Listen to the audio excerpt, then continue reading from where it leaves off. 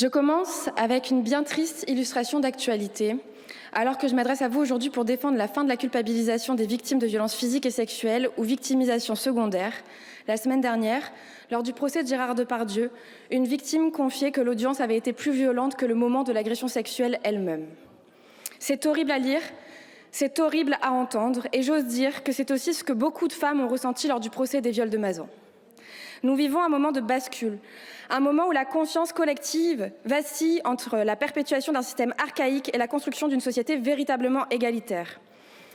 Un moment où les voix des femmes, trop longtemps réduites au silence, s'élèvent avec une force inédite, portée par des générations qui se sont battues et nous poussent aujourd'hui à ne plus tolérer l'inacceptable. Le féminisme n'est pas un combat secondaire, ni un simple angélisme ou correctif face aux dérives d'un monde inégalitaire. C'est une révolution essentielle, une exigence démocratique fondamentale.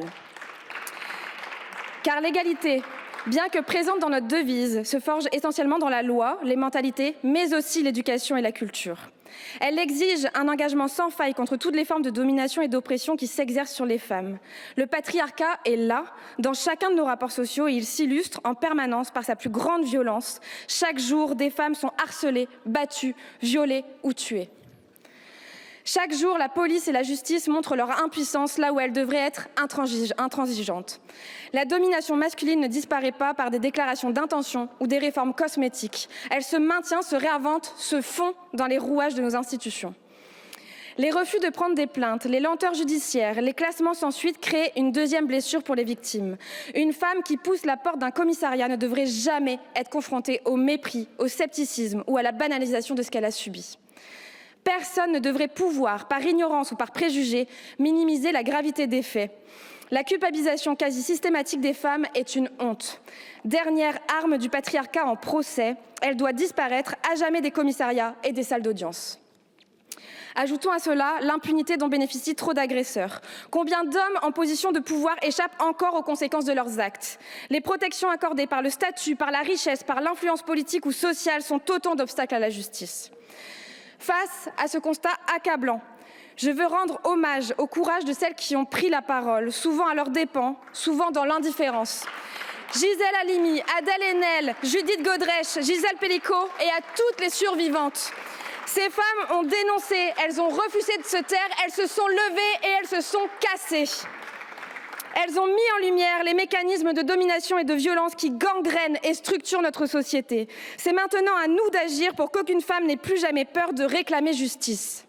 Nous discutons aujourd'hui d'une résolution visant à mettre fin à la culpabilisation des femmes victimes de violences. Nous la voterons. Elle va d'ailleurs timidement dans le même sens qu'une résolution similaire déposée en novembre dernier par ma collègue Sarah Legrain. Nous la voterons, mais j'alerte. Tant que nous accepterons que certaines violences restent impunies, tant que nous refuserons de nommer les responsables et d'exiger des comptes, nous ne pouvons pas prétendre à vraiment lutter pour les femmes. Nous la voterons. Mais nous n'oublions pas que son premier signataire s'est illustré par des votes particulièrement réactionnaires, notamment contre l'allongement du délai d'IVG et contre l'ouverture de la PMA pour toutes. Nous n'oublions pas qu'il faut au moins 2,6 milliards d'euros selon les associations pour lutter efficacement contre les violences sexistes et sexuelles et que vous leur refusez. Nous n'oublions pas qu'Emmanuel Macron qualifiait encore récemment Gérard Depardieu d'immense acteur qui renchère la France. Nous n'oublions pas que le Premier ministre François Bayrou n'a pas protégé les enfants victimes de violences sexuelles à Bétarame et leur crache aujourd'hui à la figure par ses mensonges. Nous n'oublions pas l'omerta au plus haut sommet de l'État alors que des ministres ont eux-mêmes été accusés d'agressions sexuelles. Nous n'oublions pas le pseudo grande cause du quinquennat contre les violences faites aux femmes. Alors que les dépenses de l'État pour l'accompagnement des femmes victimes de violences a baissé de plus de 25% depuis 2019 et qu'en 2024, nous comptions 122 féminicides. Nous n'oublions pas et nous gagnerons.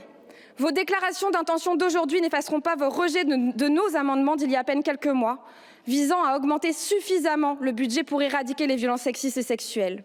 Il faut un financement massif des associations et des structures d'accueil, une refonte de la formation des professionnels du droit et de la police, une justice qui ne laisse plus aucune place à l'impunité. Les femmes ont pris la parole. Elles ont dénoncé, elles ont témoigné, elles ont exigé des actes. À nous de transformer en profondeur un système qui, aujourd'hui, leur tourne le dos. Vous devez être à la hauteur de ce moment historique. Cessez avec les demi-mesures. Ayez des réelles ambitions politiques.